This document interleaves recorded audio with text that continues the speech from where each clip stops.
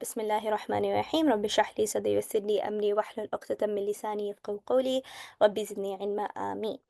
Okay, so today we're going to be discussing the Ihram for women, and we named this session Ihram 101 for women because this session, inshallah, will cover all that which you need to know in order to feel confident going into the days of Hajj and going into the days of Ihram, right? And so this, again, the reason why we've gone ahead and separated this session from the one that the brothers do is because there are some specifications of Ihram that are unique to us sisters, that are unique for women. And alhamdulillah, it's a blessing of Allah subhanahu wa ta'ala upon us as women, as the daughters of Adam alayhi salatu wasalam, that He's made certain exceptions for us and He's made things easy upon us in some ways that we will talk about today, inshallah. So to kind of get into it, first of all, what is ihram? What does ihram mean? So the word ihram, right, when we look at it from an Arabic linguistic sense, right, it comes from a word that might be very familiar to you, from the root letters of ha, ra, mim, right, or a word that we are, very used to saying or very familiar with, haram or haram, right? And so even when you go to Mecca and you go to Medina, you'll notice that the masjid is referred to as the haram, right? Or when, in our daily lives, when we refer to something we're not supposed to do, or perhaps a food that we're not supposed to eat, we often call it haram. And so, or haram, it means to be impermissible, for something to not be allowed, right? And our deen is such, our religion is such that we have restrictions and limitations as to what we can do, what is permissible, and what is impermissible, or what is haram. And so, why is it that the state that we're going to be entering during Hajj, or at the beginning of Hajj, why is it called Ihram? Well, there's the scholars have given many different reasons for it. One, kind of obvious reason, and one very you can say straightforward reason, is because certain things that we're able to do in our day-to-day life, where it's part of our routine, we're always doing them, they become haram upon us when we enter the state of ihram, right? So that's one reason why it's the state which we're entering is called ihram.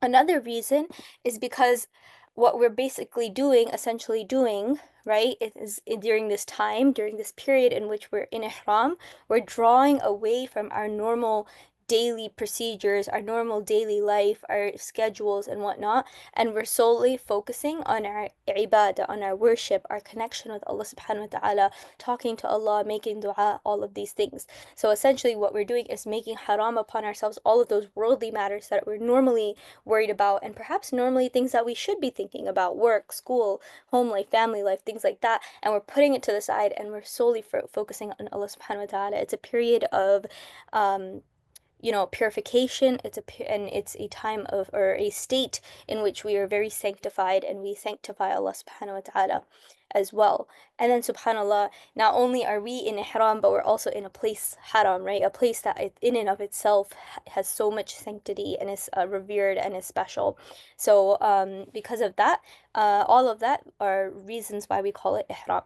But one common misconception that many folks have regarding ihram is when you say, oh, where's ihram, or where do I buy ihram, things like that. Many people, the image that comes to their mind is that iconic image of the two white pieces of garment that the brothers wear. I think, like, on screen, if you look, some of the caricatures are wearing it, right? And so, yes, those two pieces of cloth are referred to as ihram, but ihram is not only clothing. In fact, it's an entire state. It's a state of mind, it's a state of being, right? It's a state in which we are entering, and we are making things which were before permissible upon us prohibited. And we're saying that this is the time which I've stipulated, I have made special and khas for Allah subhanahu wa ta'ala alone, for me to worship Him and to pray to Him and ask from Him, right? And so understanding that ihram, yes, it comes with certain clothing or certain restrictions and things that we should keep in mind, but not just that it's, this kind of, oh, it's the clothing that you're wearing, but no, it's this full state that you're in. And in order to even leave that state, you have a certain procedure, right? And if you don't follow the procedure, you do something against the state, you're committing a transgression against the ihram. There's ways to make up for it, right? Or in very, very kind of niche scenarios, if somebody was to kind of not leave the state of Ihram fully, and then go about their daily lives. There's even a discussion about to be had about that as well, right? So again, realizing that this is a very special kind of condition to be in, right? So I kind of liken it to when we're fasting, right? When we're fasting, of course, we're not eating or drinking, but it's also a state that we're in, right? It's a state in which we can't do the things that we normally do. Ihram is very much like that. Um, it's kind of seen in different aspects, not just in food and drink, but in different aspects across our life and our daily routine and things like that. Okay. So how do we get into ihram? What is the procedure? What do we need to keep in mind? What are the things we should do? So to be very short and concise, and then inshallah we'll kind of expand upon it. But very briefly, ihram begins simply by making the niyyah or the intention. Once you have made the intention, the niyyah, for entering the state of ihram, your ihram has begun. You're now in the state of ihram, and so all those things which are prohibited have now, are now no longer, you're no longer able to do them.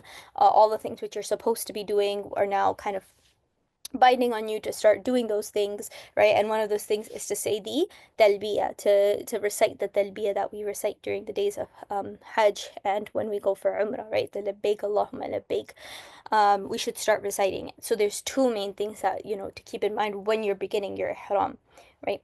However, even before we get to the point where we're actually entering the state of ihram, we have some prerequisites that we want to make sure that we're checking off the list, right? And so to just kind of get into it, um, and when we're entering the state of Ihram, or before rather we enter the state of Ihram, what are some things that we should make sure we're doing or make sure we have, right? The first and foremost, right? What I want people to understand about the state of Ihram is it's a very beautiful thing, right? Because essentially what we're doing is we're drawing away from the normal or from the norms of what we as Muslims are supposed to do, right? So to give you an example, as Muslims, right? We are encouraged by our deen to keep cleanly. How do we do this? We take showers, right? We have our ghusl that we do. We clip our nails, right? Some of us on a weekly basis, some more, some less, but we keep our nails at a specific point and we don't let them grow too long. Similarly, we remove unwanted body hair, right? We do these things. We make sure we smell good. It's from amongst the sunnah of Rasul to make sure we put on some attar, some fragrance, right? These are all things that we do as a Muslim and are encouraged by our deen. But in ihram, we put those to the side and we tell Allah that even like I'm so enamored with making dua and my connection with Allah that I'm leaving these things to the side. I have no, concept of when I'm bathing and when I'm clipping my nails, and if my nails are too long and my hair is ragged and I'm disheveled looking and I smell bad, all of that, like I am so in like fully engrossed in my worship that nothing else matters to me, right? And there's a very specific timing when we're doing these things. Now, of course, like although we are doing that, before we get into the state of ihram, we should, as Muslims, ensure that we have these things in order, that we have these things in check, right? So even though we'll be in the state of ihram for the next couple of days while we're on hajj, these things have been sorted out from beforehand, right? And that kind of mitigates the hardship of ihram, right? So it's definitely not going to be pleasant to not be able to use scents or to not be able to clip your nails, things like that. But if you've already clipped them before you go into the state of ihram, if you're rid of all of your unwanted body hair, right, things like that can help mitigate the difficulties that you feel during the state of ihram, like, for example, the body odors and things like that. So as Muslims, we're still encouraged to keep certain level of hygiene even before we go into the state of ihram, which is a state in which we don't care about our hygiene, right? We're so enamored and so engrossed with our ibadah. And so before entering the state of Ihram, it's very advisable for us to go ahead and perform ghusl or to take a shower. I know a lot of nowadays it's called something like an everyday shower, oh sorry, everything shower.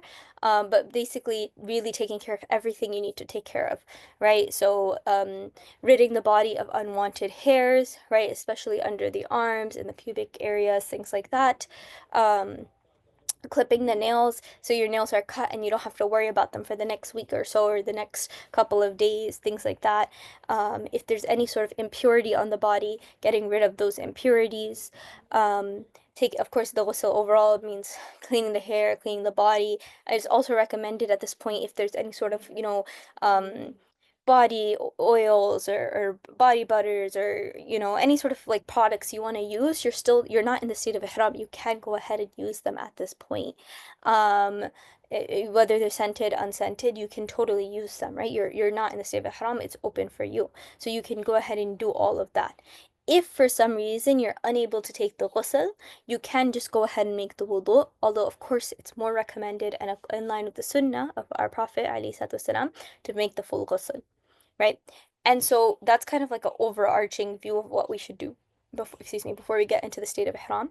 However, logistically speaking, right, you kind of have, I like to think of it as three different scenarios that you might be encountering. One is that you're traveling to Medina first, and then from Medina you'll travel to Mecca, right? The other is that you're traveling from, your home country and you're traveling directly to Jeddah, and then from Jeddah you're going to Mecca. And the third is that you're traveling from your home country and then you have a layover in another country, and then from that second country where you have the layover, you're going to Jeddah. And then of course from Jeddah you'll go to Mecca. And so in each of these scenarios, it's your exact, how you go about things is going to be a slightly different, right? And we're going to adjust for that.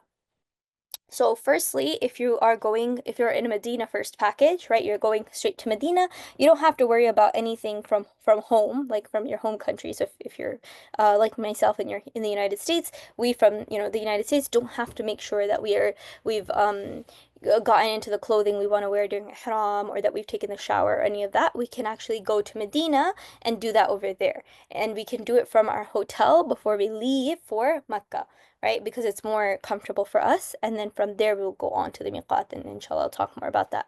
But basically, that can be done from Medina, from our hotel. The second one scenario that I mentioned is when you're traveling from the United States directly, or sorry, from your home country directly to Jeddah, and from Jeddah going to Mecca. Now, the way that flight works is that you will be passing over the miqat, or the place where you have to put on your ihram, while you're in the flight. And so we have to kind of plan ahead because, on a flight, how are you going to take your ghusl, right? How are you going to do all of these things? So what we go ahead and do is we do those types of things from home, right? Taking the shower and whatnot. And even though we don't have to go ahead and make the entire intention from beforehand, we just go ahead and do these prerequisites of ihram, or the things that we want to kind of make sure we have in order before we get into the state of ihram from home, right? And then the third scenario is the one where you have a layover in a second country. And so this one, it kind of is up to you and what you're comfortable with, and depends on like which flight is longer and things like that. But some people like to actually wait until they're in the second country rather than doing all of this from home. Wait until they're in the second country where they have a layover, and then go ahead and worry about the prerequisites of ihram, like taking a ghusl or not. Or perhaps they do some things from home, like showering, and then they'd worry about other things once they get to that secondary um airport, like putting on the type of clothing they want to wear, putting on, the deodorant or whatever else, right? They want to do before they go into the state of ihram. And then once that's done, inshallah, then you're good to go to get into the state of ihram. So whether it's within the flight or whether you're coming from Medina, you're stopping at the miqat, whatever the case is, you're good to go. And then from there, you can actually get into the state of ihram. So remember, getting into the state of ihram, it's not some great ritual where you have to do X, Y, Z. No, it's simply an intention which is made in the heart, right?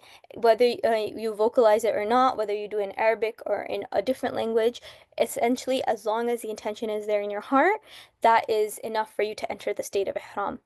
And with it, and this is, from the sunnah of our Prophet ﷺ, whenever we're going about a task, one that may have difficulty in it, and we recognize that Allah subhanahu wa ta'ala is the only one who can provide us help and ease, we make 2 rak'ah, right? We pray 2 units of prayer, right? And this is called Salat al-Hajjah, or the prayer of necessity, in which we ask Allah subhanahu wa ta'ala for His help and to make things easy for us. So at this point, once you enter the state of Ihram, or when you're about to enter the state of Ihram, you can go ahead and pray this prayer, and ask Allah subhanahu wa ta'ala for His help.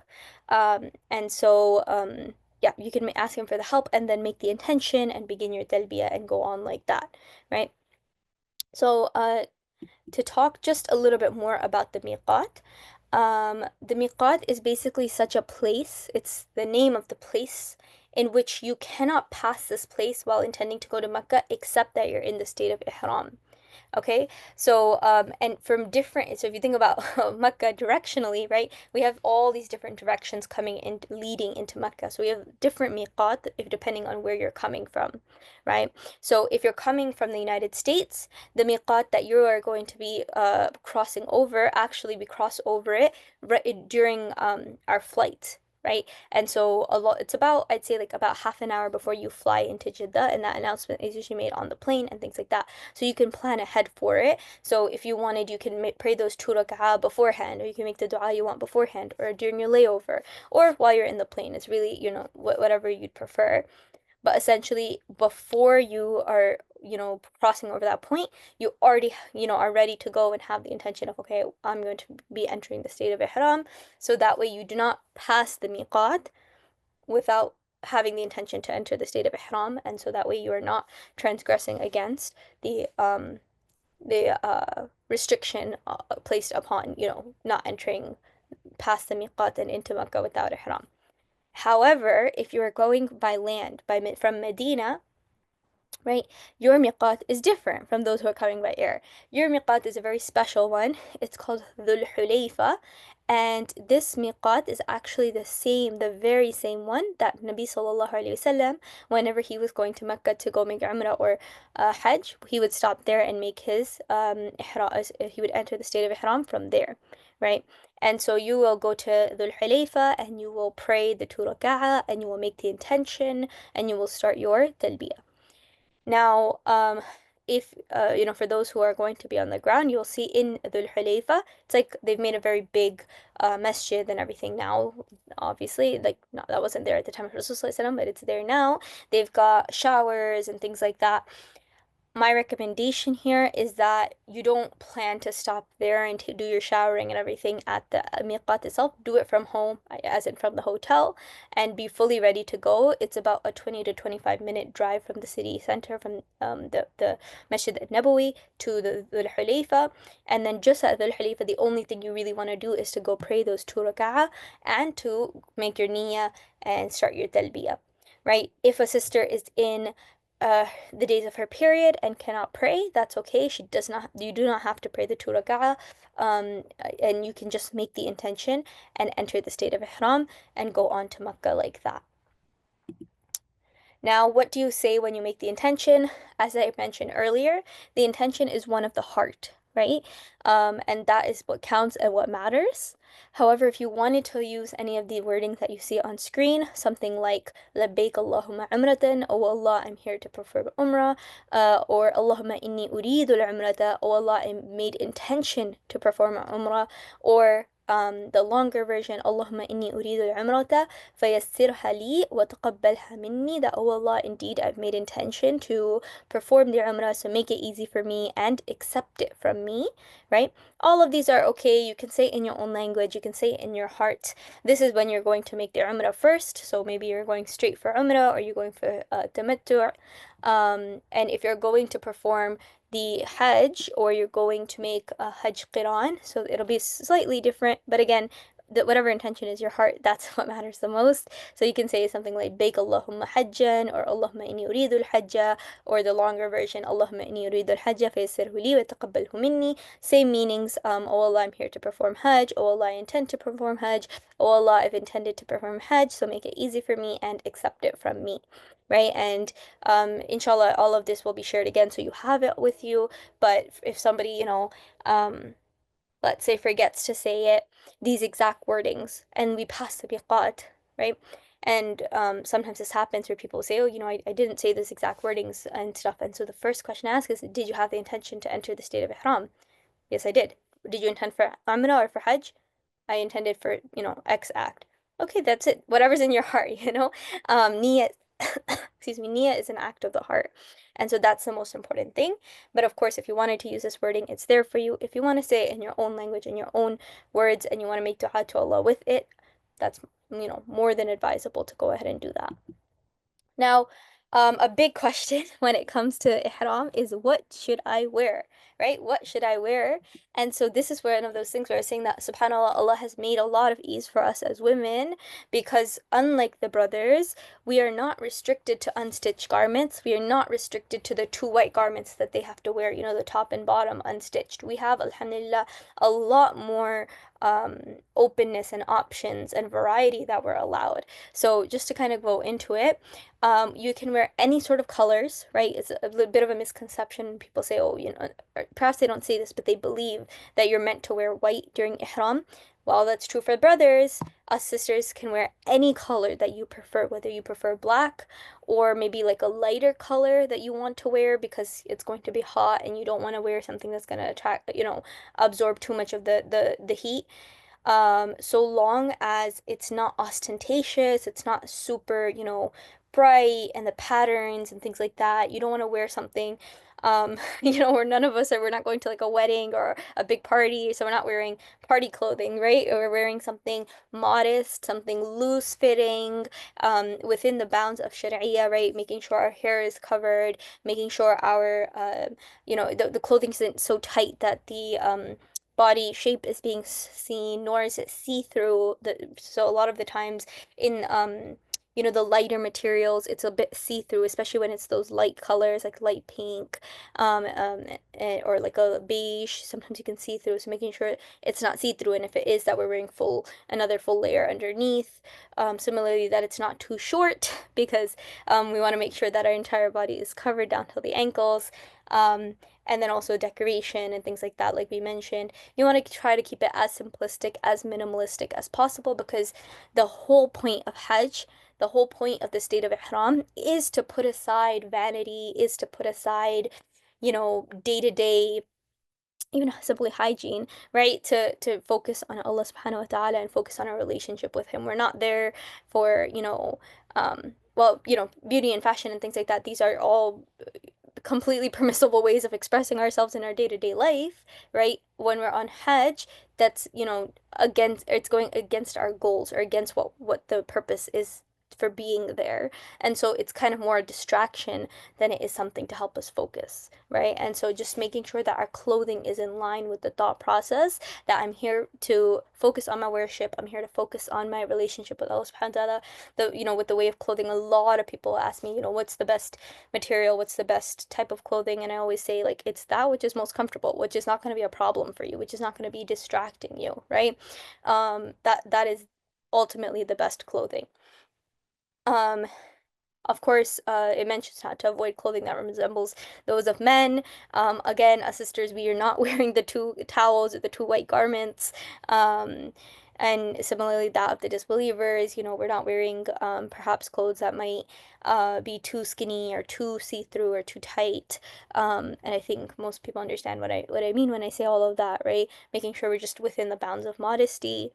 Um, and then besides that, we have no obligation to color, but of course it could be advisable to wear a color in which you feel most comfortable. So some sisters, you'll only ever see them in black. If that's where your comfort lies, sister, stay with that.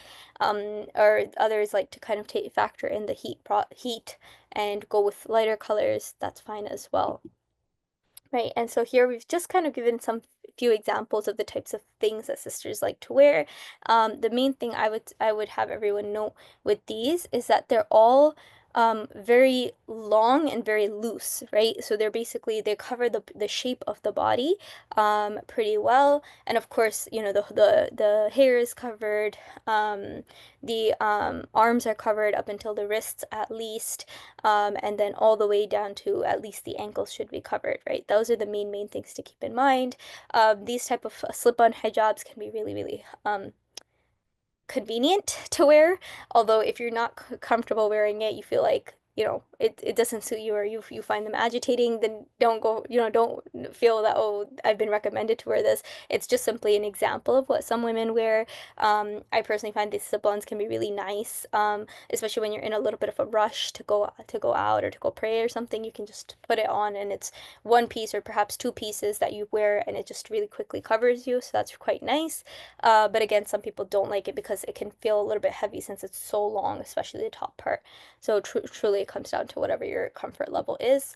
Similarly, I think many of us are familiar with the abaya, right, or the long dress, or whatever else you want to call it. So again, just making sure that the entire body is covered, the shape of the body is covered, the arms covered till the wrists, all the way, and the body covered all the way down to the ankles.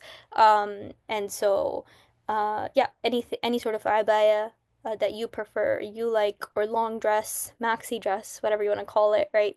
That's comfortable for you is totally fine. Or if you even wanted to wear two pieces, I see a lot of sisters nowadays, they also wear the two pieces they're beautiful, very loose, very modest. You can't see the shape in them either. Those are really nice as well. And so material of here, it says recommendations, right? And so this is simply because I've noticed that many people prefer these materials, right? And so I think a more accurate word here would be material of preferences, right? So some people like cotton, there's like the viscose. I think viscose is really nice during the hotter months. Summer linens, people from the subcontinent, Indian subcontinent, often we refer to a material called lawn, which is really nice as well, or crepe. Again, I will reiterate, and I think I'm going to continue saying this, the best material to wear is that which you are most comfortable with. If you are somebody who on your daily wears jersey hijabs, you know best how to, wear and style and handle the jersey hijab. I'm not going to tell you to go wear a viscose, right? Because it's a completely different material, and even the way you pin it and the way you carry it is so different, right? So whatever is most comfortable for you, and it helps you kind of beat the heat, and you're able to kind of manage it. That's the best material. But just keeping in mind those factors that you're going to have during hajj. And then comfortable footwear, again, this is extremely subjected to your personal preference. Some people like to wear sneakers or trainers or joggers, whatever you want to call it. Others are more sandal wearers. Crocs I know have been having kind of like a resurgence in the last couple of years, and many people find them comfortable. Other people have, like those Skechers slip-ons. It really depends on you. But the main thing I would say to kind of think about is the fact that you will be walking a lot, right? And so having ankle support at this time is super important. Also, the terrain that you're walking on is not like the normal terrain that we are encountering on our day to day. So for the most part, I'm sure most of us, have the concrete sidewalks and things like that we're dealing with. During the days of Hajj, we're going to have um rocky climate, a sandy climate. The some of the roads that we're walking on are not going to be as evenly paved as what we're used to here on our day to day. So keeping in mind that like you're going to be facing different terrain, so making sure that whatever shoe you're using, it has a nice, comfortable sole, right? So that your heels and the balls of your feet aren't aching too much afterwards. If you have a shoe that's extremely uncomfortable, it gives you blisters, please do not wear it. This is not the time. SubhanAllah, as well as if it's too tight or anything like that. Um, Another thing to keep in mind, along with the ankle support and making sure that like if it's foamed or padded, which is really nice as well, is also just coverage, right? So open toe shoes are totally fine. You can wear them if you would like. Um, that's totally fine. But I will say like again, a lot of the areas that have a lot more dust or sand than normal, so you will be kind of getting some of that as well on your feet. So if you prefer closed-toed, just for the sake of staying or keeping your feet clean from that dust and sand. That's also, one thing to keep in mind as well. But again, I would reiterate the most comfortable footwear is going to be what you're comfortable wearing. The one kind of tip or advice I can give here is that I've noticed that for walking, it's always nice to have your shoes broken in from beforehand. So, a lot of people when you're going on hajj, and I'm sure some of the sisters have already started, you like to do like new packing, new shopping for everything, right? Like, so you're that way when you're in haram and you're in hajj, like everything you're wearing is new and clean and things like that. But shoes are one of those things which, subhanAllah, they get better with time in a sense that you have to break them in a little bit, especially with walking shoes. So just keeping that in mind and perhaps just making sure that you have an extra pair of shoes as well. And definitely you're always able to switch them out. There's no restrictions about, changing shoes or taking them off or putting them on or wearing socks or anything like that. We're able to wear socks, we're able to wear open-toed shoes, we're able to wear closed-toed shoes, we're able to wear, we're able to cover our ankles, we have a lot of variety here. Again, subhanAllah, like unlike the brothers, we don't have restrictions with our shoes. But what we do have restrictions in, some of it or a lot of it does kind of mirror the same thing as the brothers. And so remember I told you that ihram, it comes from the word haram, which means prohibited. So there's going to be a lot of things which are normally prohibited or perhaps even encouraged in our deen, which we're going to be told not to do while we are in the state of ihram. First and foremost, indulging in any sort of marital relations, right? That is against the state of ihram because right now you're supposed to be focused on your relationship with Allah subhanahu wa ta'ala, not your worldly relationships, not your relationship with your husband or anyone else, right? And so this is completely prohibited within the state of ihram. Besides that, it's also, of course, prohibited to go towards anything haram, right? So normally, whatever's haram when you're outside the state of ihram is also going to remain haram while you're in the state of ihram, but it's even more kind of like even more emphasized, right? So it's wrong to curse, it's wrong to lie, it's wrong to get into arguments with other people unnecessarily, right?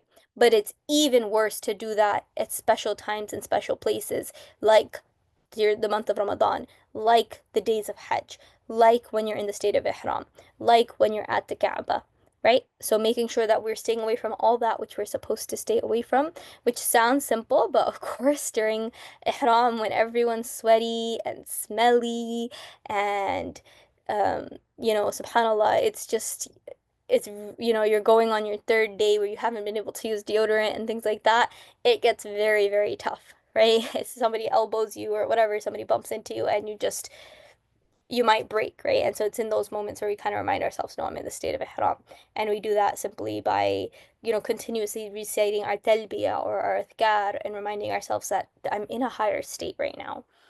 And then this one doesn't really apply to us so much because we don't necessarily do a lot of hunting nowadays, but making sure we're not unnecessarily hunting or harming any sort of animals or anything like that to the point where even if someone had a lice or has lice in their head, they're not supposed to kill the lice because it goes against the state of ihram. If there is some animal which is really, really dangerous for us, of course, when I say dangerous, I mean life-threatening, like a snake or something, a poisonous snake, then we have the permission to kill them with, certain rules and exceptions and things like that. But alhamdulillah, I've never ever, encountered something like this, and I don't anticipate any of us will have to. So moving right on to the one that I think is the really, really tough one for most of us in today's day and age, which is not using scent, right? Because subhanAllah, somehow everything has scent in it, to the point where last year, a friend of mine ordered a big box of those like mini petroleum jelly cases to give out for people in Ihram. And after it came and it was ordered and it was delivered, we opened up and we found out it was scented. It had perfume in it or some sort of perfumes in it, even in the petroleum jelly, subhanAllah.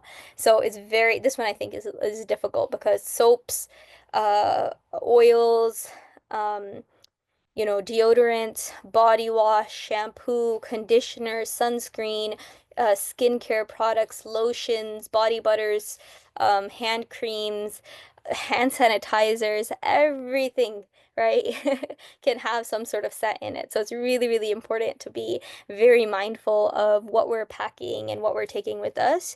Alhamdulillah, things have also gotten better where it's more easier to find unscented products than it was before in the past. I think companies are now becoming more aware of people who have allergies to fragrances and things like that. So definitely you can like look for and order unscented deodorant, unscented wipes, right? Because even our wipes will have scent in them. But it's just about being diligent and making sure that like whatever we're taking and using on our bodies during the days of Ihram does not have scent in it, right?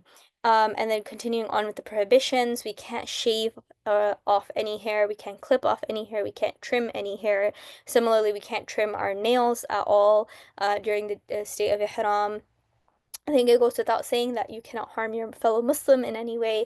And then I think one which is harder for the sisters than it is for the brothers is that we're not able to cover our hands or our face during the state of ihram, such that the material is touching our face. And so that the sisters who do want to cover their face or do want to continue to, have a form of niqab or face veil, they kind of come up with really creative ways of doing it. I've seen sisters who use the baseball cap and then put um, a a scarf, over it, and they make, such a scarf where they can kind of still see through it and see where whilst it's still covering their face. Others will kind of, use the side of their hijab, so they're not wearing the face veil, but they'll use the side of their hijab like this to kind of cover the face. Others, opt out and don't wear the niqab, which is, their preference, and that's totally fine. Sisters often ask, can I wear a face mask? Of course, because of the medical reasonings, especially after COVID, the face masks have been allowed, but there are some, um, considerations to be had with that as well. Inshallah, we'll talk about them. But those are the main prohibitions of ihram, right? Now to get into what is permissible during the state of ihram. So whilst we're in the state of ihram, yes, we can't cover our faces or anything, but we can use stuff to cover our face. So like I said, like the sisters are using the baseball cap or a visor or something to cover the face. Similarly, it's permissible to use shadows, right, or umbrellas to keep cool, right? If you're sleeping and you put the blanket over your head, that's totally fine. You're able to wear rings, you're able to wear glasses, especially sunglasses. Honestly, I'd recommend them. Hearing aid, of course, wristwatch is fine. Belts, girdles, things like that, totally fine. Purses, totally fine. Um, if you want to take off your clothes, change clothes, that's okay. If you want to take off your clothes, wash your clothes, and then rewear those same clothes, it's okay so long as the detergent you're using is unscented. If you wanted to take a shower with unscented materials, that's okay as well. Or some people prefer just to take, a shower without any products. That's also okay. You can use the bathroom as many times as needed. You're able to take off your hijab while you're in the state of ihram. Um, one of the hard ones, or sorry, one of the ones that I think that people really struggle with is about the hair, right? So in ihram, we are prohibited from removing our hair. What does that mean? We cannot cut our hair. We cannot pull and tug on our hair to try to take it out, right? Or if there's, any sort of bodily hair, you shouldn't be pulling on it, plucking it out, or cutting it or doing anything like that. However, this is a very common phenomenon with most sisters and most people in general, but I get a lot of this from the sisters. Sister, I took off my hijab, my hair came off with it. Sister, I took out, the pony that you wear at the end of the hair, the scrunchie, right? I took out the scrunchie and my there was hair on it. Sister, I went to take a shower and there was hair in the drain. I woke up from bed and on my pillow there was hair. In that case, are you liable? Have you done something against ihram? Well, have you cut your hair or have you pulled it out? No, you haven't, right? There's a difference between pulling your hair out and it falling out. And that's something I want everyone to understand because This is extremely normal, extremely natural. It happens, I think, very commonly to most women where our hair just does happen to come out, especially when it's under the hijab and we take the hijab off. You'll see a few strands come out, right? Or sometimes you'll see like randomly on your shoulder, you'll see, a strand of hair. You haven't done anything to make it come out. You haven't pulled on it, you haven't tugged on it, you haven't committed any sort of action against ihram, right? But what I will caution is when you go to take a shower and when you go to comb your hair. So during ihram, some women to just opt out and they don't like to comb or brush their hair at all. That's their prerogative. That's fine. If you want to go ahead and comb your hair, brush your hair, braid your hair, all of that, be very gentle, be very soft because if you're, going super hard and some women do like, right? They're just really going at it, brushing their hair. Guess what? If it comes out, it's because you were tugging on it. And that's an action that you did to make your hair come out. And that's against the state of ihram versus you're gently doing it, very gently brushing your hair, and it just falls out. Those are two different things. Similarly, in the shower, sometimes we really aggressively will be washing our hair, which we shouldn't be doing anyways, but just being really, really soft with it, and not applying too much pressure so that we're not tugging on the roots and causing it to come out, right? Being really, really gentle with the hair, or as some sisters like to do, they just opt out of dealing with anything hair related for the 3 or 4 days that they're in ihram, and they'll just, throw it in a braid, throw it in a ponytail, and then deal with it when it's time to come out of the state of ihram. Besides that, of course, you can use a blanket, you can use a sleeping bag, quilt, cut a pillow, all of that. You can absolutely use a miswak. You can also brush your teeth. You should definitely use a miswak, and you should definitely brush your teeth during the days of ihram. And you can also, carry something on your head if needed. These things are totally permissible, totally okay. With that, inshallah, I'm going to go ahead and open up to questions. But before I do, I just realized that that I forgot to go over something, and I will do it pretty quickly so that we have time for questions. I forgot to mention, how do we get out of the state of ihram, right? So whenever it's time to get out of the state of ihram, whether it's in umrah or in hajj, it's pretty simple, actually. All we need to do is go ahead and cut our hair. And this is something that we've covered in a previous webinar, but I'm happy to repeat it. How much hair do you cut? There's a lot of different opinions from a lot of the different scholars about how much hair is the right amount to cut. So some say whatever you cut is enough. Some say it should be taken from the end of all of the hair. Some say it should be taken from the end of at least a quarter of the hair. Some say if you cut off even one strand, it's fine. Some say if it's 3 strands, it's fine. So where do we go about finding the middle ground between all of these? What I would say is that anything which you cut from your hair, which is something that if you were to consider, if you're to look in your hand and look at what you've cut, you've considered that, yeah, that's a trimming of the hair, that's enough, right? Most of us, when we go to trim the hair, are not cutting less than a centimeter. And that's probably the most kind of like general ruling that I could kind of share on a platform like this. Like if it's a centimeter, inshallah, it's fine. So yeah, a lot of times women will go and they'll try to, go and wrap it around, wrap it around, wrap it around. I've heard some people say you wrap it around 3 times, right? That's a lot more than a centimeter. So if you've done that, you're definitely covered and you're definitely fine. But there's absolutely no need to, go from having long hair to having a bob or a lob because you've cut off so much. It really is symbolic, right? Just like a lot of what we do in hajj, it's symbolic. So as long as we're cutting, even this much of our hair, it's enough, inshallah. And we're now out of the state of ihram, and then we can go on with those actions which we weren't able to do. And simply one last thing that I'll mention, inshallah, is that we have a higher state of ihram and then a somewhat lower state of ihram. The higher state of ihram is that, ihram where everything is impermissible, all the things we just spoke about, right? And so after you do your tawaf al-ifada after you finish your udhiyah, your qurbani, your sacrifice on the days of hajj, you're now out of the major state of ihram. You just cut your hair and you're good to go. Now you can wear perfume, you can clip your nails, you can obviously just cut your hair, you can continue doing that. You can do all of those things, but you still cannot have any sort of marital relations. So that's what I like to call like the smaller state of ihram. It's like a lower state of ihram where everything else is permissible, but you still can't have any sort of marital relations. And after you've done the tawaf of hajj, the tawaf al-ifada, then you can actually, then you're completely out of the state of ihram and you can go ahead and have marital relations as well. So there's like this time period in between from after you finish, you know, your jamarat and your udhiyah and everything until you finish your tawaf where you're in this lower state of ihram. So just another consideration to keep in mind. But once the tawaf is done, you're completely out of the state of ihram and everything is kind of open to you back just like before you entered the state of ihram, and now you're kind of going back into doing the normal day-to-day things and going back to the day-to-day routine. So jazakallahu khaira. Thank you for kind of putting up with the spiel, and inshallah we'll go ahead and open it up for questions.